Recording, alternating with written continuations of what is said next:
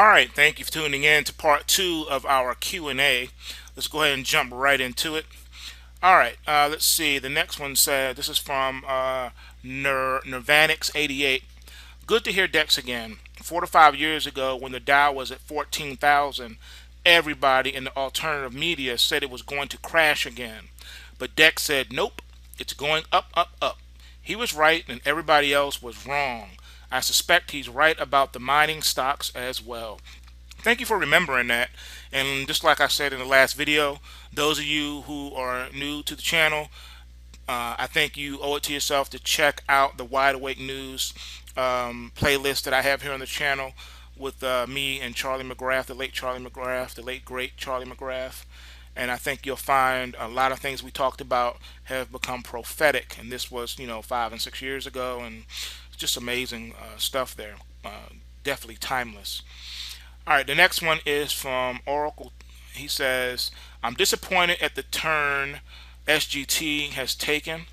This is just the type of psychology that the powers that be rely on to suck average people into their world of high-frequency trading computer algos and not holding what you own.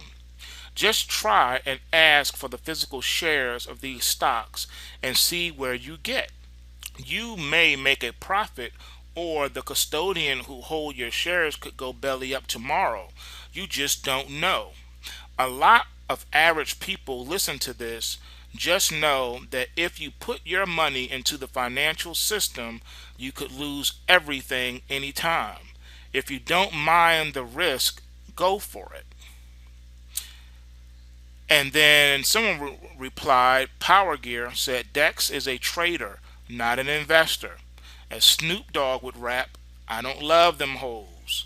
All paper investments. You gotta love them, then leave them. And then furthermore, IB12541 says, how accurate can charts be in a manipulated market? Are you now saying all markets are rigged except the miners? Can we now minimize our risk by trading stocks that we never actually take possession of? Interesting reversals, SGT. And then last but not least, DCK Matrix says, I smell a pumper. All right, let's deal with these right here. Okay, first of all, I think I addressed in the last video the difference between a pumper, someone who pumps and dumps and things like that. That is not the case here. That is not what's going on. How can I be a pumper if I don't even own the shares? That would be stupid. The definition of that is what I addressed in the last video. No need to waste time going through that again. Not calling you stupid, sir or ma'am.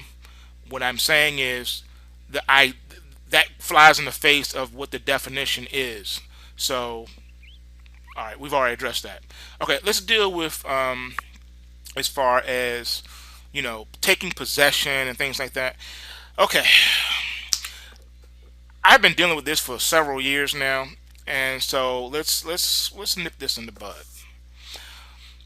I know it is a big transition for stackers to go from stacking to trading in the stock market.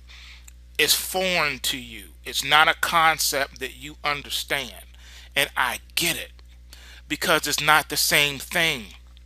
You're trying to apply principles of aerodynamics to driving a tricycle. It won't work.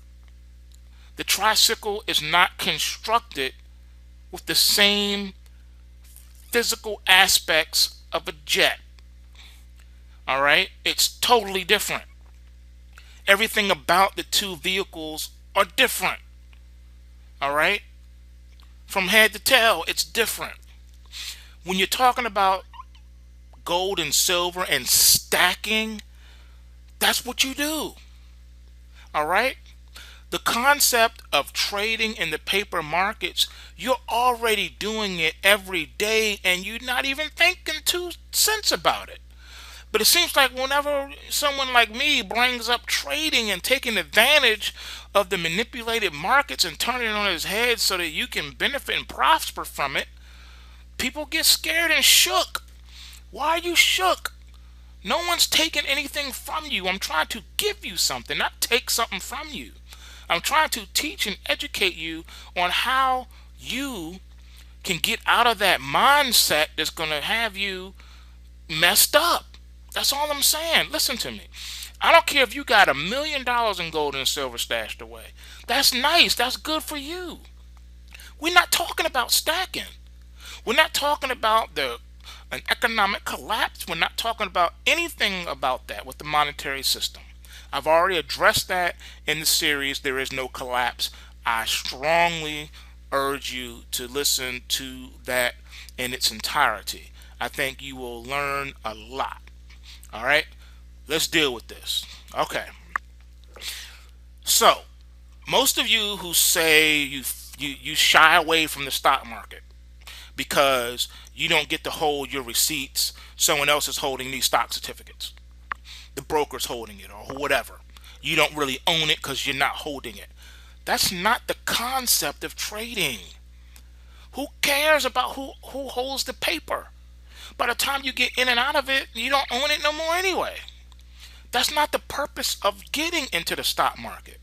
See, traditionally, Wall Street has trained the average American citizen that they need to buy and hold something. They call it value investing and all these other concepts where you buy some blue chips or whatever the case may be, whatever sector, and you hold on for dear life. And the idea is that the stock market's always going to go higher. It's been designed so that it always goes higher because earnings will grow over time and the company will, through its research and development department, will find clever new discoveries and new ways of doing old things and presenting new things all together, and then they'll be able to reinvest into the company and buy other companies and all these great and wonderful things in theory.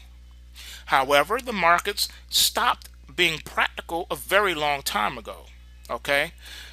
Here's how the game is now.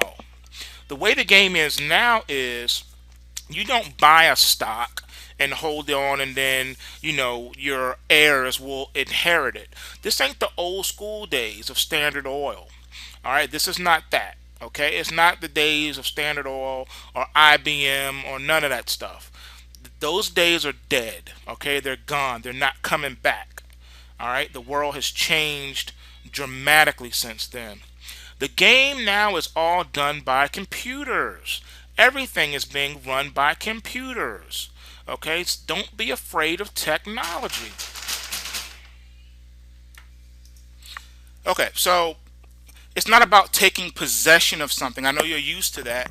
You're used to buying a stock or buying a gold bar, a gold coin, a silver coin, whatever, silver bar. You're used to that and taking delivery and holding and say, hey, I own it, which is true. That's not the goal when it comes to the stock market. What you're doing is you're trading trends. You're going along with the trend of a market. So if, let's say, Walmart stock is in a bull market, then you want to buy that stock and you want to ride it for all it's worth. Once the trend stops, you get out of it. And now you're no longer long the stock. Now you get a chance to short the stock and ride it on its way down. So you're buying when stocks are going up, you're selling short when they're going down. It's just that simple. It's not difficult. Okay? That's how the game is played. Now, as far as saying, oh, you could lose everything. Okay, well, here's how you deal with that. This is why I take profits along the way. All right, that's why I say in my videos, bulls make money, bears make money, but pigs get slaughtered. Okay, if you do not take your profits, that is your own fault. You will never go broke taking profits. Period. You will never go broke taking profits. But now let's deal with the elephant in the room. The elephant in the room, based on this this comment, is that because you don't hold something, you don't own it. That's the first thing. The second argument in this comment is that at any moment your financial institution can go belly up. Okay, so let me ask you this. If you truly believe that, then why do you even have a bank account? Why do you even hold money in that bank account? And don't tell me that your money is FDIC insured, because here's a little secret that most of you don't know. The bank has 99 years to pay you back in the case of a default. Did you know that? 99 years. So yeah, it's insured if you want to call it that, but you may not see that money for 99 years. All right, just something to think about. Something to chew on, swallow, and think about. Third, with that kind of defeatist attitude, you can't even get up and go outside in the morning. Because follow this. Taking your logic to its logical conclusion, here's what happens. Okay, so you don't have a bank account because the bank at any moment could go under, and then you lose all your money. Then you can't pay your mortgage, you can't pay your car payment, you can't do anything, right? Well, think about it. If that's the case, then you won't be able to function in this society because you're afraid that at any moment something can go belly up. So that means you won't go to work either, because at any moment your company that you work for could go belly up and you won't get your paycheck. But no, you don't do that. You don't refuse to work because at any moment your job can say, I'm not paying you, we've run out of money.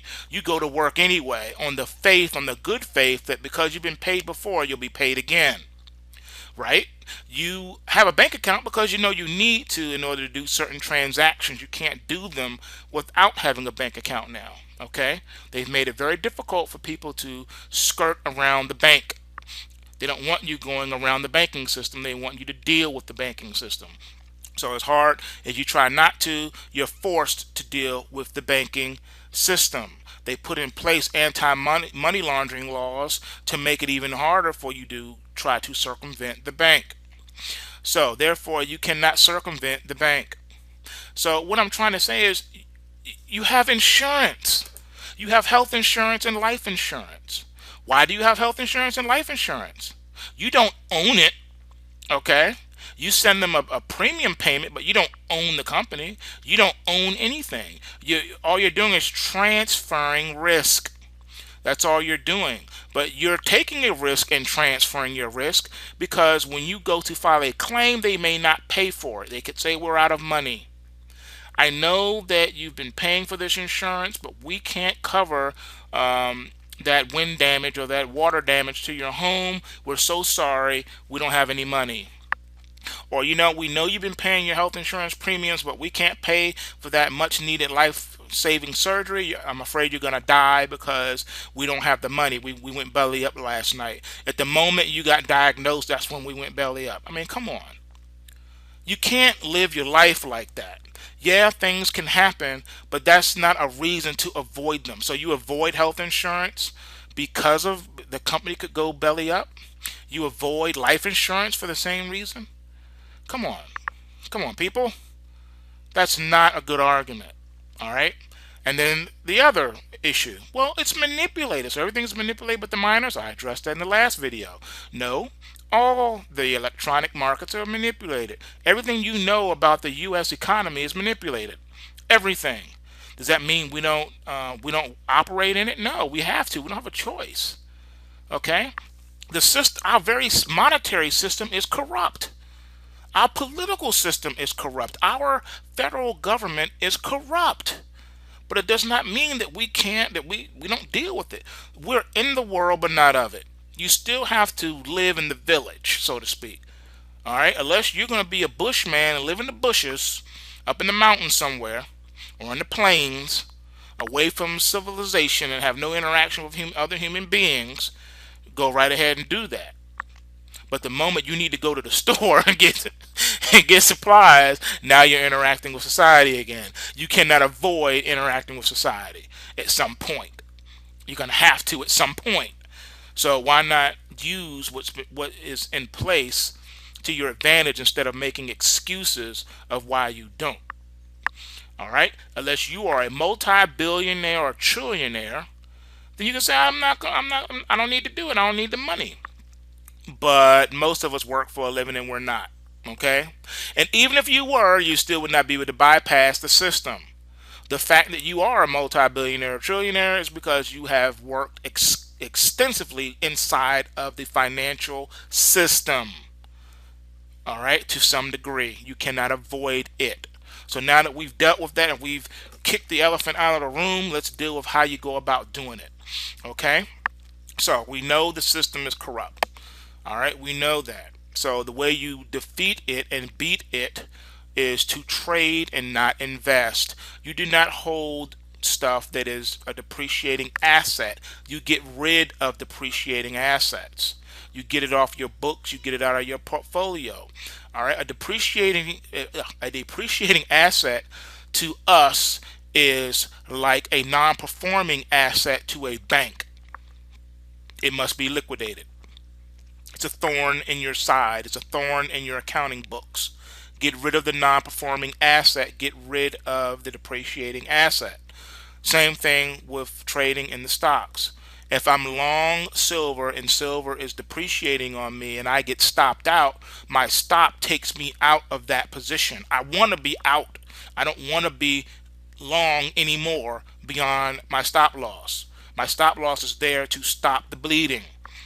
The stop loss tells you when you're wrong. That's why a lot of times, not every time, but a lot of times, I will get stopped out and automatically reverse my position. It's a stop. I use it as a stop and reverse. So if I'm long silver at $115 an ounce and it drops to $105 an ounce, then I may get short at $105 an ounce as it rides down to $90 an ounce. See how that works? That's called trading. Now, I want you to understand something because I know you guys are struggling with this. I don't mean I'm selling my gold and silver physicals. See the trading of the paper market as a hedge against your physicals. All right? You don't want to go and start selling your physicals. You want to hold those. That's your insurance right there. Trading the paper market is your insurance against your physicals. That's all it is. So if you have physical gold, I don't care what price you bought it for. I don't care if you inherit it freely. All right? If you own the physicals and those markets are being attacked by the central banks and the price is dropping precipitously, all right? That affects the value of your gold in that currency or your silver in that currency if you, for whatever reason, needed to exchange that for services, for goods and services. All right, I'm just saying. So why not short the gold and silver paper market, make a ton of money doing that, and then use that money to stack more gold and silver? You see what I'm saying? I mean, it's just common sense, people. It's not difficult. It's not rocket science. All right? Trading is the hardest thing you will ever do, but it's also the most rewarding, and it's also at the same time the easiest thing you ever do. Once you understand the concepts and you understand the precepts and you know the rules of the game, you will be in a much better position. Trust and believe that. All right, moving on. Okay, here, let's see. I think we just dealt with this, so I won't go into this other stuff, but I'll just touch on it. Let's see, another one. Showstopper says, get the shares in your own name and out of the street name. Wouldn't it make it 10 times harder to sell it? When you do, it's not going to be for the price you're looking at for the day. What's the advantage of getting shares in your own name? Again, I think we just finished dealing with that. It's not about that. Next one, everything paper or worthless, folks. Hold physical, hold physical. Be careful of the information out there. Think for yourselves. Again, no one's saying not to hold physical. I'm talking to people that are holding physical, not people that do not own physical. I will never tell you to get out of your physical shares ever. I said shares. Your physical gold and silver ever. All right? I am saying make money in the paper markets, beat them at their own game. That's all I'm saying. You would be silly not to participate. It doesn't make sense. You're cutting your own hands off at that point. All right, next one says, could you in time take a look at Brazil Resources? It's a very popular gold uranium company and it's buying up cheap assets left and right. I will take a look at that, and I'll put that maybe in the next end of day gold and silver report. We'll see. Okay, what are the mining stocks that you follow? The mining stocks that I follow are listed on the weekly pulse waves that I put out. So you can find that list there. You can subscribe at the website for that. All right. Also, how did you set up your chart? I see you are using the cloud to find bullish trends. Any tips or advice? Anything is appreciated. Yeah. Okay. Let's go into that. Basically, I'm using the Thinkorswim trading platform by way of TD Ameritrade. Basically, I'm setting up. You can see here. This is you see the blue line, the purple line, the orange line. The blue line is the short term. The purple line is the intermediate, and the orange line is the long term. Everything that I use, my indicators and everything, are proprietary. I program my own algorithms, my own system, and everything. It's all my stuff. When I'm doing the videos, though, I use the indicators and stuff that comes in the charting package in here. And this just helps so that you all can see what I already know. So this just helps, gives the visual to what I already know. That's just all this is. All right, that's all we got time for. I'll break down some more. Looks like we're gonna have to do another installment. So I'll see you in the next one. We still have more to go.